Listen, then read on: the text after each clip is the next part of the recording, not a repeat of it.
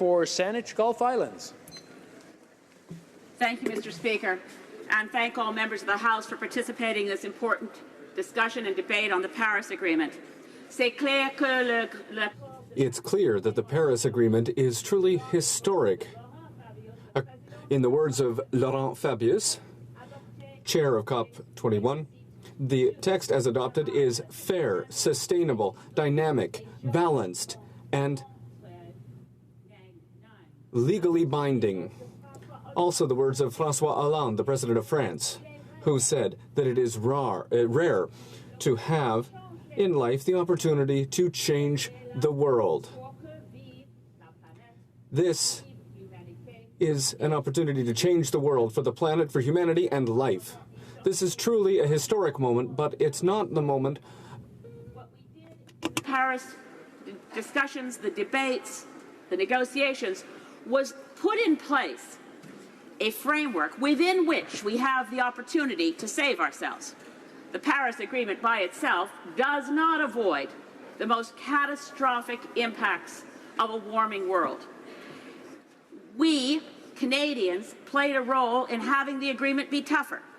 Our Minister of Environment and Climate Change was the first industrialized country negotiator to say the agreement must strive to hold global average temperature to no more than 1.5 degrees Celsius. What's the difference between 1.5 and 2? It doesn't sound like a lot to people who don't know climate science.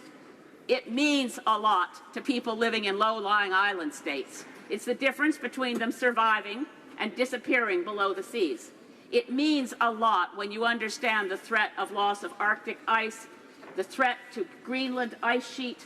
If we lose summer ice over our North Pole, it has a profound impact on climate around the world. If we increase greenhouse gases, we will see increased acidification of our oceans. This is not dependent on temperature. This is simple chemistry. Carbon dioxide is mixing at upper ocean levels, and our oceans are already 30% more acid than they used to be, with the risk of melting the shells of our marine life and actually killing our oceans is the ultimate end of, if we don't reduce greenhouse gases, we're looking at climatic disaster and ocean acidification. They are separate threats from the same cause. So what faces us here is that we ratified Paris. This is a good thing to do. It must be done.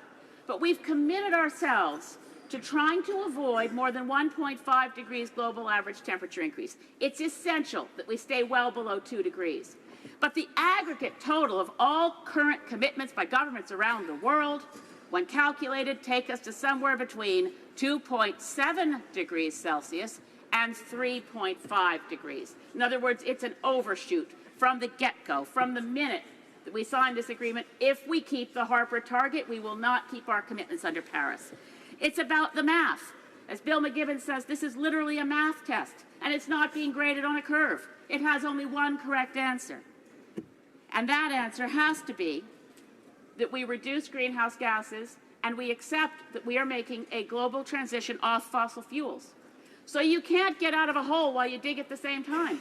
You can't approve pipelines or LNG projects and think you can meet the Paris targets. We are, in the words of Winston Churchill from a different era, we are now at a point where we can say the era of procrastination, of half measures, of soothing and baffling expedients, of delays, is coming to its close. In its place, we are entering a period of consequences.